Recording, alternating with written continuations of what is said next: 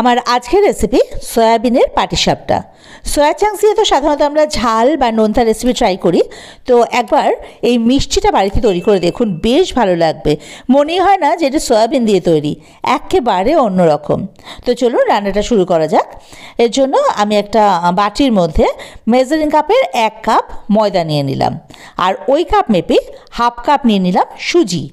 এবার এতে অল্প সামান্য একটু নুন দিয়ে দেবো, মানে ওই 1/4 টিস্পুন মতো নুন দিলাম। আর চিনি আমি এখানে দেবো 4 টেবিল স্পুন। মিষ্টিটা আপনারা আপনাদের স্বাদ অনুযায়ী দেবেন। তো সমস্ত কিছু দিয়ে এবার একটা হুইস্কার দিয়ে আর কি সব কিছু ভালোভাবে একটু মিশিয়ে নেব আগে। এবার অল্প অল্প জল দিয়ে এটা একটা স্মুথ ব্যাটার তৈরি করে নেব। আমি যে মেজারিং কাপটা মেপে সব ময়দা সুজি এগুলো দিয়েছিলাম, সেই কাপ মেপেই 1 কাপ জল কিন্তু দিয়েছি এখানে।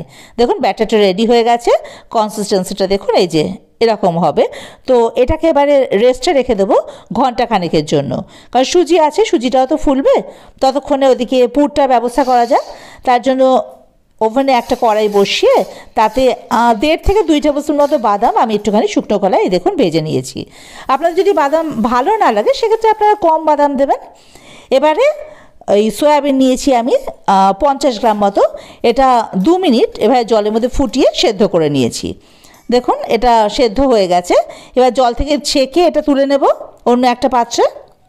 এবারে একটা ম্যাশার আছে না, ওই দিয়ে চেপে চেপে এই সয়াবিনের ভেতরে যে জলগুলো সেগুলো বের করে দেবো।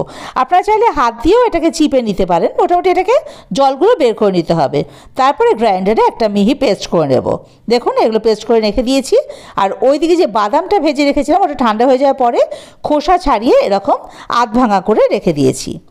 এবারে ওভেনে কড়াই বসিয়ে তাতে দিয়ে দিলাম 2 টেবিল স্পুন মতো ঘি। আপনারা চাইলে এখানে সাদা তেল ইউজ করতে পারেন, কিন্তু ঘিয়ের গন্ধটা বেশি ভালো লাগে। তো যাই হোক, ঘিটা একটু গলে গেলে এখানে আধ ভাঙা বাদামগুলো দিয়ে দেবো। আর মিনিট খানেক বাদামটাকে একটু নেড়ে ভেজে নেব। খুব লাল ভাজা কিন্তু হবে না। এ দেখুন এরকম ভাজা হবে। বাদামটা ভাজা হয়ে গেছে। এবারে এর মধ্যে আমি দিয়ে দেবো ওই যে সয়া চাংস যেটা বেটে রেখেছিলাম সেটা কিছুটা সয়া চাংস দিয়ে সেটা বাদামের সঙ্গে খুব ভালো করে মিশিয়ে নেব। তারপরে বাকি সয়া চাংস যেটা বাটা ছিল সেটা পুরোটাই দিয়ে দেবো।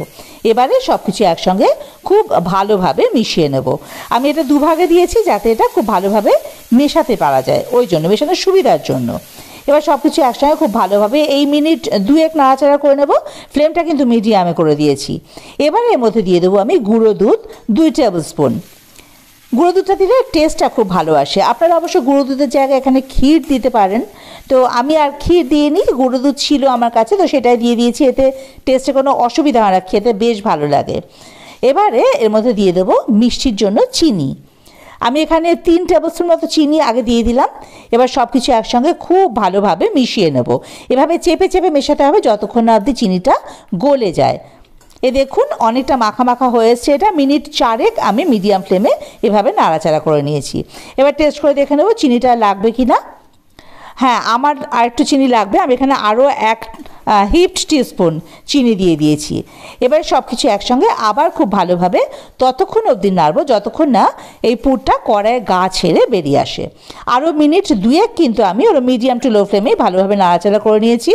এবার দেখুন কড়াইয়ে গা ছেড়ে এই পুরটা চলে আসছে, তার মানে এটা ভালোভাবে হয়ে গেছে, রেডি আমাদের পুর। এবারে এটা একটা আলাদা পাত্রে তুলে রাখার পালা। ব্যাস, এটা সরিয়ে রাখবো পাশে। এবার তো পাটিসাপটা তৈরি করতে হবে। তো যেটা ব্যাটারটা তৈরি করে রেখেছিলাম দেখুন ঘন্টাখানেক হয়ে গেছে, কতটা ঘন হয়ে গেছে। সুজি আছে না, ওই জন্য জলটা টেনে নিয়েছে। দেখুন এবার এটাকে আরেকটু পাতলা করতে হবে, কারণ এত ঘন হলে হবে না। এর মধ্যে আমি আরও হাফ কাপ মতো জল মিশিয়ে নিয়েছি। এবারে ওভেনে একটা ফ্রাইং প্যান বসিয়ে তাতে একটু অয়েল মানে সাদা তেল ব্রাশ করে নিলাম।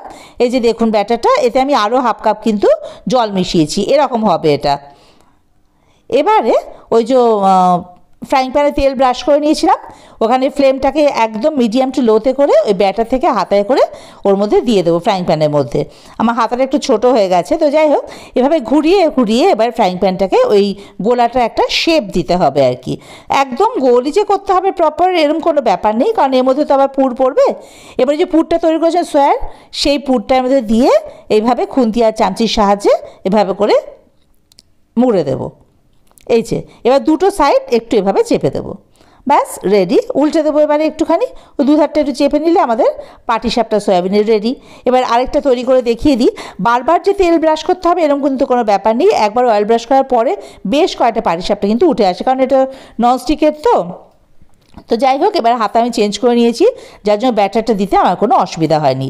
ওই মিডিয়াম টু লো ফ্লেমে মিনিট খানেক রাখলেই এভাবে করে কালার ধরবে, তখনই এই পুরটা দিয়ে আস্তে আস্তে আবার এভাবে করে এটাকে মুড়িয়ে দিতে হবে।